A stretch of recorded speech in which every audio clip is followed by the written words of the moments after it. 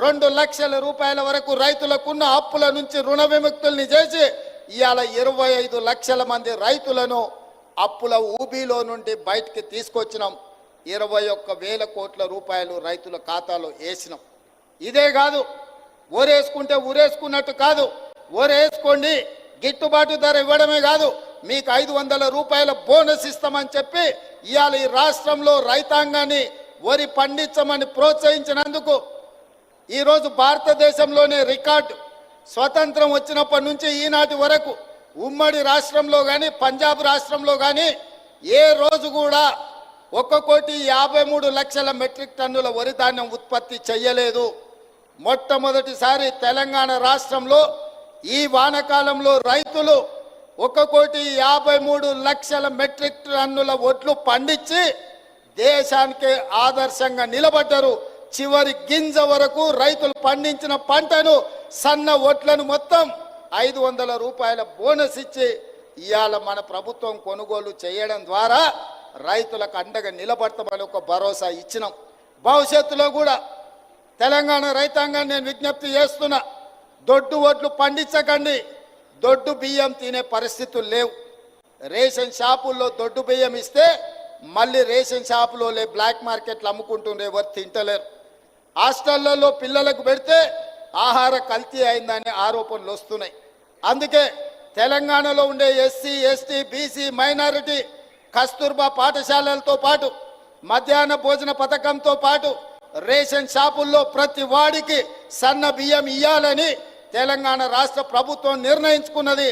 తెలంగాణ గడ్డ మీద ఈ నేలలో పండిన వడ్లే సన్న వడ్లు పండించండి, తెలంగాణ సోన పండించండి.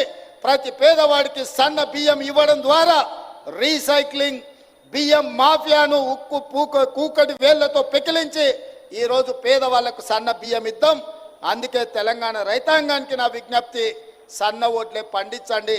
మీరు పండించిన ప్రతి గింజకు 500 రూపాయల బోనస్ ఇచ్చి కొనుగోలు చేసే బాధ్యత రాష్ట్ర ప్రభుత్వం తీసుకుంటుంది.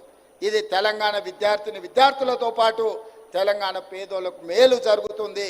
అందుకే సన్న వడ్లను పండించమని ఈరోజు నేను విజ్ఞప్తి చేస్తున్నా. ఇన్ని పథకాలు ఇవే కాదు, తెలంగాణ ఉద్యమమే నిరుద్యోగ సమస్య, ప్రభుత్వ ఉద్యోగ ఖాళీల భర్తీలు. ఇంతకుముందు మిత్రుడు పొన్నం ప్రభాకర్ గారు చెప్పారు, వాళ్ళు నోటిఫికేషన్ ఇచ్చాను, మేము నియామక పత్రాలు ఇచ్చినామని. 10 ఏళ్ళు మిమ్మల్ని నియమించొద్దని ఎవరైనా అడ్డం పడ్డారా? అన్ని శాఖలు మీ చేతుల్లోనే ఉన్నాయి కదా, అన్ని వ్యవస్థలు మీరే పట్టు బిగించిండ్రు కదా, అన్ని వ్యవస్థలను మీరే కబ్జా పెట్టుకొని మీ సుట్టపైన ఆర్టీసీలో ఎన్ని రకాలుగా చెలాయించిండో నేను చెప్పాల్సిన అవసరం లేదు. మీ అందరికీ రవాణా శాఖలు ఉన్న ప్రతి ఒక్కరికి తెలుసు కదా, హోంగార్డు నుంచి కమిషనర్ వరకు. ఒక్క చిన్న ఉద్యోగి మొత్తం రవాణా వ్యవస్థని మొత్తం తన కబంధ హాస్తాల్లో పెట్టుకొని నడిపించిండు కదా. రవాణా నియామకాలు మేమేమన్నా చేయొద్దన్నమా? మీకు అసలు ఉద్దేశమే లేదు, మీకు లక్ష్యమే లేదు. నోటిఫికేషన్లు ఇచ్చి గాలి కొదిలేసి చాట్ల తవుడు పోసేదో తాకట్టు పెట్టినట్టు ఈరోజు మీరు నోటిఫికేషన్లు ఇచ్చి కోర్టులో లిటిగేషన్లు మీరే వేపించి ఎక్కడ కూడా నియామకాలు జరగకుండా మీరు అడ్డం పడితే ఆ చిక్కుముళ్ళను అన్నిటిని కూడా మేము వచ్చినాక ఇప్పినాం. మొదటి ప్రాధాన్యత నిరుద్యోగ సమస్య అనుకున్నాం.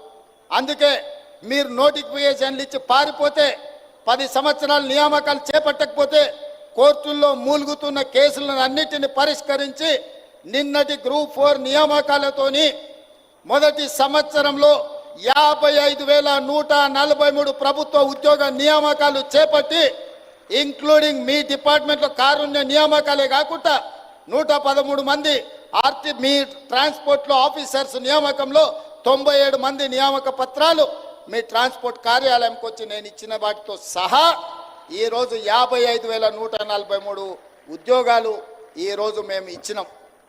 ఎల్బీ స్టేడియంలో ఇచ్చినాం.